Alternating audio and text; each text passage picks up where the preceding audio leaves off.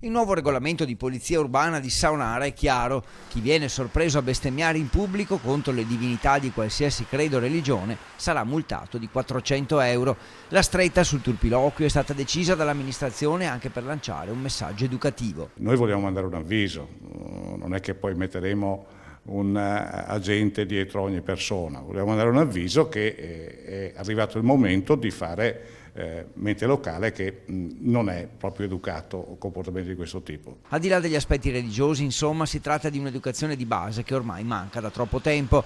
Un tentativo, quello del sindaco, di arginare un malcostume che soprattutto tra gli under 18 è sempre più diffuso. Ultimamente purtroppo e fastidiosamente vedo crescere il numero di ragazzi che si abbandonano al linguaggio blasfemo.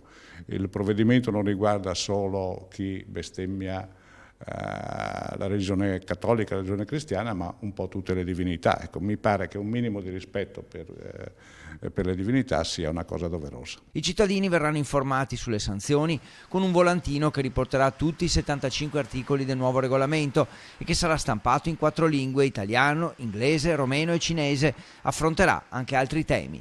Si parla di orari di uso di macchine rumorose, per esempio di tagliaerba, che alle 2 del pomeriggio d'estate non è il massimo, oppure della raccolta delle deiezioni canine negli spazi pubblici, che mi sembrano principi di civiltà e di buona educazione. Un malcostume tipicamente veneto, quello delle parolacce che colpiscono la religione. Magari non c'è davvero la volontà di offendere, ma resta la volontà di porre un argine, e così chi esagera con le parolacce ora è avvertito. Ultimamente avevamo avuto diverse segnalazioni che soprattutto nei parchi pubblici ragazzini e ragazzine anche minorenni si abbandonavano appunto a un linguaggio scurrile, a un linguaggio blasfemo. Ecco. Mi pare che sia giusto che un sindaco non si occupi solo di lampadine delle strade piuttosto che dei marciapiedi, ma anche dei comportamenti civili.